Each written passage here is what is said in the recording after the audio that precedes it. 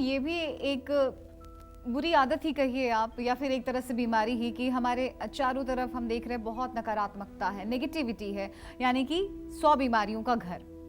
तो ऐसे में नेगेटिविटी दूर कैसे करें जिससे कि हमें बीमारियों से भी मुक्ति मिल जाए? कुछ अचूक और असरदार उपाय बताएं। देखो रश्मि, लोग नकली जिंदगी जी रहे हैं। लोग अपनी कमियों को छिपाना चाहते हैं, जो अंदर है उसे बाहर नहीं लाना चाहते हैं, अपनी बात खुलकर शेयर नहीं करना चाहते हैं। ठीक है, अपनी कुछ बातें ऐसी हैं जिसे किसी को नहीं बताना चाहिए, लेकिन जीवन इतना सरल होना चाहिए कि आपको समझने में किसी को देर न लगे। भगवान राम कहते हैं, नवम सरल सब सन छलहीना, मम भरोस ही हरस न दीना। नववीं मेरी जो भक्ति है वो सरलता की भक्ति है और किसी प्रकार के छल कपट से दूर होने की भक्ति है। ना तो आपके अंदर छल कपट रहे और आप सरल रहें, ये मेरी नववीं भक्ति है।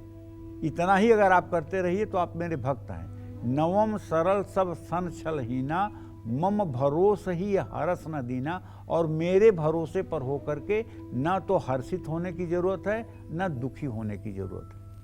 और नवमहु एकहु जाके होई, नारी पुरुष सचराचर कोई, सोई अतिशय प्रिय भामिन मोरे, सब विधि भगति हृदय दृढ़ तोरे। ऐसा सबरी से भगवान राम कहते हैं। तो अगर घर में नकारात्मक ऊर्जा बढ़ने के कारण घर में बीमारियों का वास है, सेहत अच्छी पाने के लिए, नेगेटिव एनर्जी को दूर करने के लिए हनुमान जी को सिंदूर और चमेली के तेल का चोला चढ़ाएं, चिड़ियों को दाना डालें, नदी में नारियल प्रवाहित करें। जरूरी काम पर जाने से पहले अगर आप हमेशा बीमार हो जाते हैं तो बुधवार को मूंग की दाल हरे कपड़े में बांधकर किसी जरूरतमंद को दान करें। और बताऊं, रोज दुर्गा सप्तशती में जो चंडी कवच है, इस कवच का अगर आप रोज पाठ करके और घर से निकलें तो आप जिस मिशन पर निकलेंगे, जिस उद्देश्य से निकलेंगे, वो उद्देश्य आप पूरा करके आएंगे। यम यम चिंतयते कामम तम तम प्राप्नोति निश्चितम, कवचेना निवृत्तो नित्यम, जत्र जत्रैव गच्छति तत्र तत्रार्थ लाभश्च विजयम सर्व कामिकः। यम यम चिंतयते कामम तम तम प्राप्नोति निश्चितम।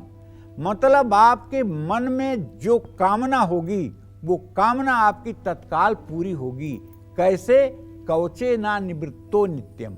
कवच से जब आप नित्य निवृत्त होंगे, कवच का जब आप पाठ करेंगे, जगत जननी जगदम्बा दुर्गा का आप ध्यान करेंगे और उसके बाद कवच का पाठ करके, कवच को हृदय पर धारण करके जब आप घर से निकलेंगे तो असंभव से असंभव कार्य भी आपके पूरे होंगे।